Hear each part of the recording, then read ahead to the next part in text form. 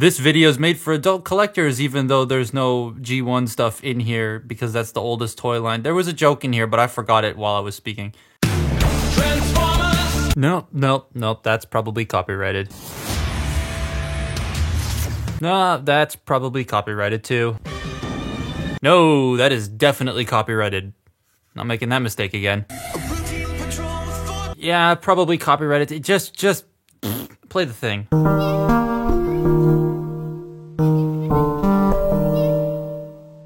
So Legacy United technically releases this year, but GameStop Canada, Amazon US, and some Asian countries decided it's time to just ship them at the tail end of 2023. But here we are at the start of 2024 with the new wave of Legacy toys for the coveted 40th anniversary of Transformers. Wow. In this wave, there is absolutely no G1 toys in it. The Voyagers are Prime and animated. The Deluxes are animated, Rescue Bots, Rock Lords, Slash Inhumanoids, and Cyberverse. The leaders are Beast Wars and G2, and the cores are Energon, Beast Wars II, and Rock Lords again. It's a real nice change of pace getting stuff that isn't G1. G1's fine and all, but it has become overbearing, so this feels refreshing. And boy, is this wave a nice one. This is Windblade, Chase, Magnius, and Bumblebee. These four are such an odd pairing, but it's so nice to see them together. I'm gonna start with Chase, because, well, he's probably my least favorite of the wave. Not that he's bad, he just does some things that I don't like very much. Chase looks the part though, being a bit more of a proportional slim down of the Rescue Bots design. He looks very interesting. The use of alt mode parts on here works quite well. Nothing's fake. All the headlights and stuff and the vents on his feet are actual like vents and headlights of the car, which is epic to see. And I really like the use of transparent yellow on this guy. It reminds me a bit of Age of Extinction yellow. However, here it fits, unlike Optimus from Age of Extinction where it looks like someone pissed all over his shield. His plastic also feels good too, being nice and dense for the size and price. Nothing feels like it's gonna break. I like the addition of the claw. I just really wish it could articulate. It doesn't, because it's on two 5mm pegs for assembly, but I would have probably taken articulation over the disassembly gimmick personally. It's neat how it hooks onto the hand though. There is a 5mm peg, but it actually sits over the hand like this, making it look like it's coming out of the arm, which I very much enjoy that. Next up, we have the one that's probably gonna sit on shelves the most because he's an original character. Magnius, Magnificent,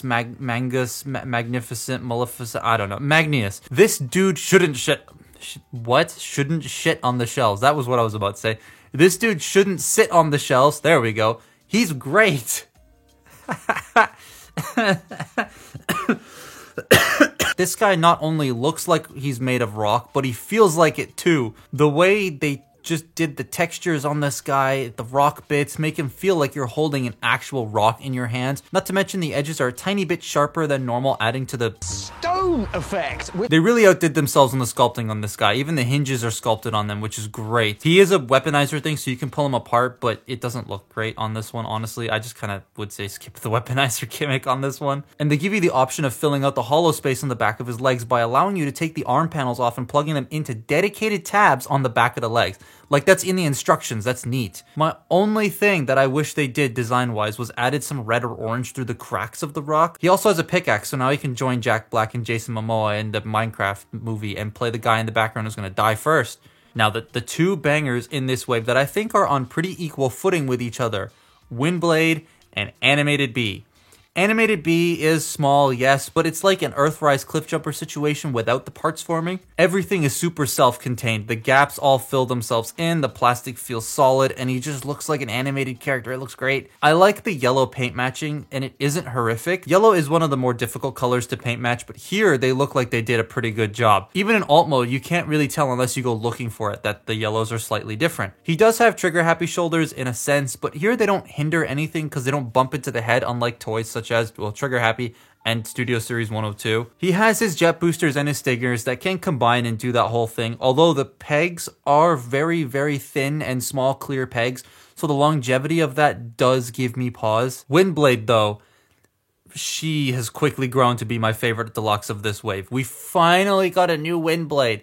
It's been like, what, 9 or so years since the last deluxe-sized mold. She's an absolute treat, though. Being Cyberverse-inspired, I can see the Cyberverse details on the torso, head, shins, etc., but it also fits pretty well onto a Generation shelf, though I've always found Windblade's design doesn't really 100% fit a lot of the generation's aesthetics in general, but this one does kind of work. Her sword is cool, and her head fan piece can come out, but I'll lose it, so it's staying in the head. Speaking of the head, I love that sculpt. The paint work is like perfect on there, and her paint all over is actually pretty good too. It strikes that nice balance between paint and plastic color separation that works surprisingly well. Her nose cone does fold up onto her back just like every other Windblade, but it compacts even more than most other Windblades do, which is nice. This is always going to be a Windblade thing. I was surprised when people were complaining about the backpack. That's just Windblade's design. But the thing that makes me like her the most is her dynamic nature, and with a bit of cheating, she can look absolutely fantastic in poses.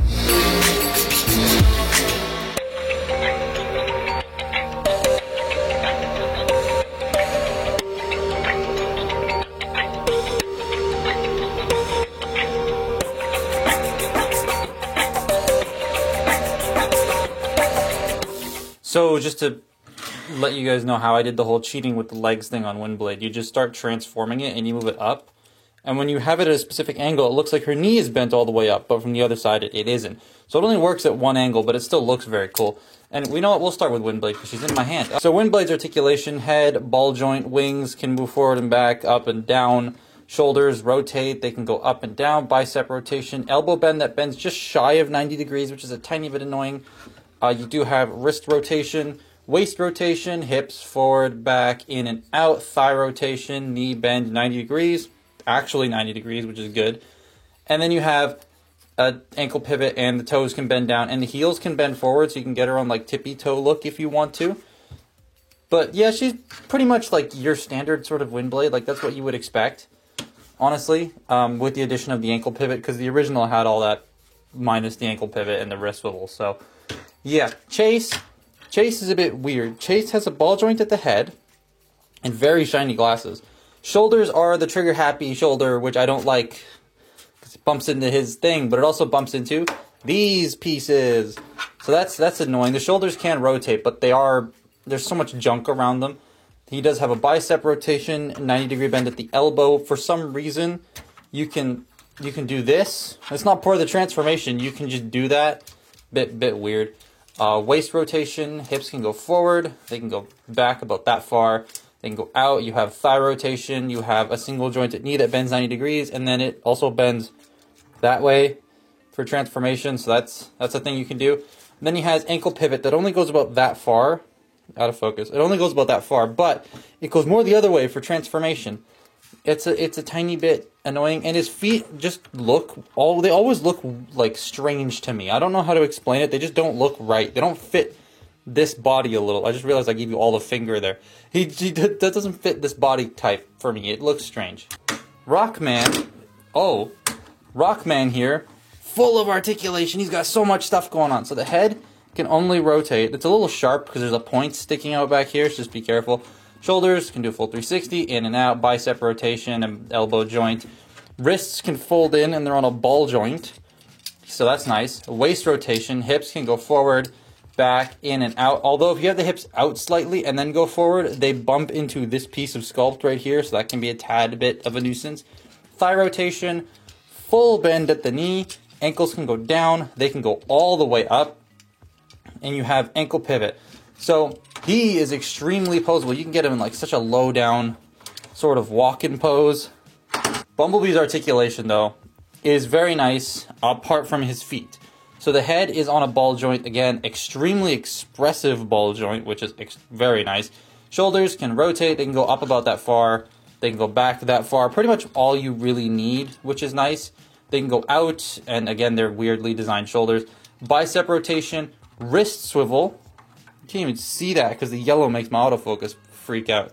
Wrist swivel, waist joint. If you unpeg the chest, you do have an ab crunch that goes about that far if you activate the transformation hinge, which is very cool. Hips can go forward, they can go back, in and out. Thigh rotation. However, I have noticed that if you rotate the thighs too far, they'll just come right off. It's due to the way that this sculpt bumps into his crotch section, so just be careful of that.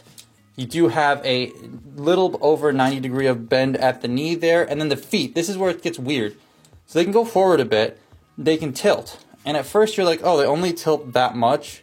but they click out of the way to tilt this way because, I don't know how well you're going to be able to see this, but that little bit of black on the hinge bumps into this part as you're going forward and back.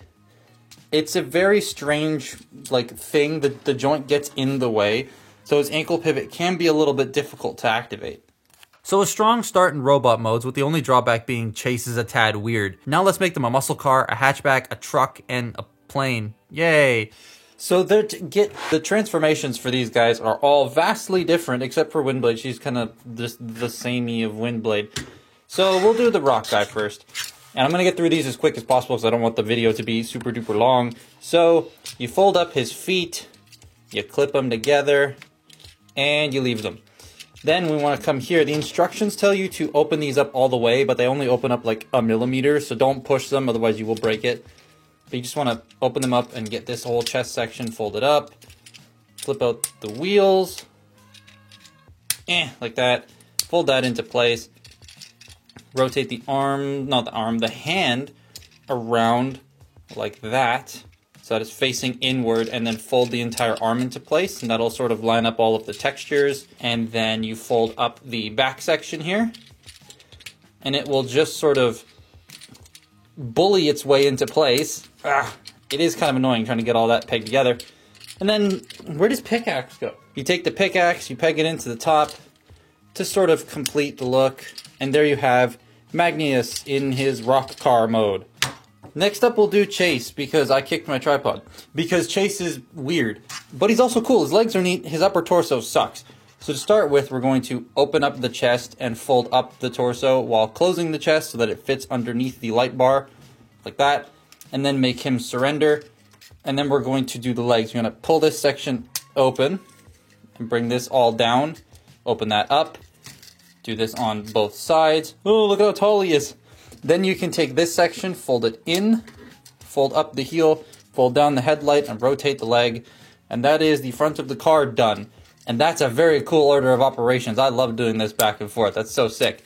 Then you peg this whole thing together, like that. And then you just take him and do a big ab crunch. Fold him in half, shove everything into place. This is where it becomes kind of clashy and weird.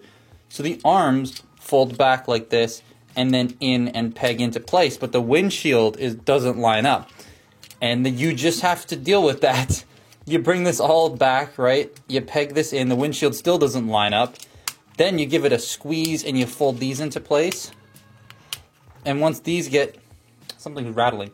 And once these get all pegged in, there we go. The windshield magically lines up. And there you have Chase in his alt mode, and doing this is not fun. This keeps rattling on the desk on the other side. Next, we'll just do Windblade, get her out of the way. So you want to fold up the feet, like so. Fold out the tail fins, like that. Do you rotate the waist? No, you don't. You leave it like this. Then you want to take this section, which is very cool, fold down the nose cone, and then split it. You split it open, you bring this up and around like that. Over the shoulders, it will peg in. You then extend the nose cone, like so, and then flip it over the head, peg it into place, and that is, whoops, there we go. That is the front of the jet. That's very, very cool. Then I'm just going to bring these out and out of the way for now. Now you rotate the waist, then you bring this section up, while bringing this section down simultaneously. Do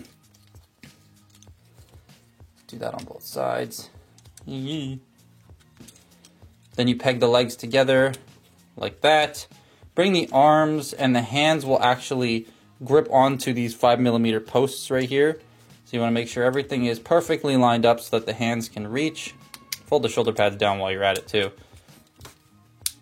Peg the hands in, take these sections, bring them down so that they peg in. And then we're just going to fold down the landing gear. And there you have Windblade in her alt. Oh, wait, hang on. I'm going to flip these up so that the silver is facing up because it looks nice. There you go, Windblade. Now, Bumblebee's interesting. He's very interesting. Some people have reported his alt mode not holding together super well. Mine seems to be fine, but that is a problem that some people have. I need to switch knees. There we go. So to start with, you're going to want to open this up and fold in the fists.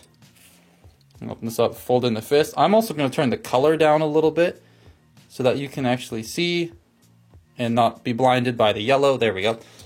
Then we're going to open the chest up and flip the whole thing into place like so. Excuse me. Then you're going to rotate the waist, and then we're going to open these sections up, rotate them around like so. Fold in the knee pad, fold up the heel, fold up the foot, close the section up, and that's how you get the hood all done. And again, another really satisfying order of operations. I love doing this. This is so much fun. Peg all that in, peg the legs together. Then this sort of does like a Earthrise cliff jumper style fold everything together like that. Just bring this all up.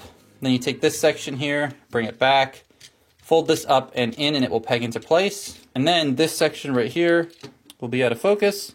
Will come down and will peg into the shoulders like that. And then you just give it a good old squeeze. And there we are, Bumblebee. These four look epic, and at least the Autobots kind of look like they fit together as a team. Surprisingly though, my favorite alt mode here is Magnius, and it's for one distinct feature that he has over the others. Because of his weaponizer gimmick, he can convert from an SUV truck looking dude to an actual pickup truck. That's sick. The other vehicles are no slouch though. Windblade looks fantastic, minus the giant purple poo coming out of the back. Get rid of that. Her jet looks pretty streamlined, if a tad chunky, but hey, what are you gonna do? That's every Windblade. Everything sort of compresses quite well, in fact, and just works.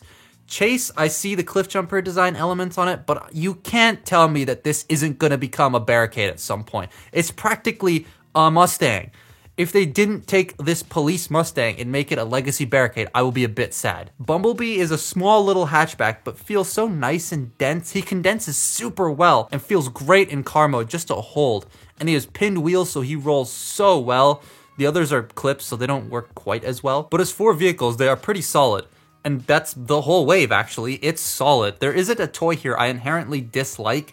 Chase is the only one I have the most issues with, but I still like it at the end of the day. They're all super nice deluxes and feel worth their price, with the exception of Bumblebee. He's fantastic as a toy, nicely painted, lots of good engineering. They made sure to fill in every hollow space, and the plastic feels denser. But he still just falls a bit short on feeling worth the 35 to 37 Canadian dollars this guy goes for at the moment. I know loads of people are going to get him regardless because he's an animated bee. I mean, that's why I got it. And I don't feel necessarily bad with paying the full price. But if you're on the fence with this thing in regards to his price, I would probably say wait for a sale, like 15% off or something would definitely do the trick. But that's my look at Legacy United Wave 1's Deluxes. Follow me on Twitter and Instagram, and I'll see you next time. Bye-bye.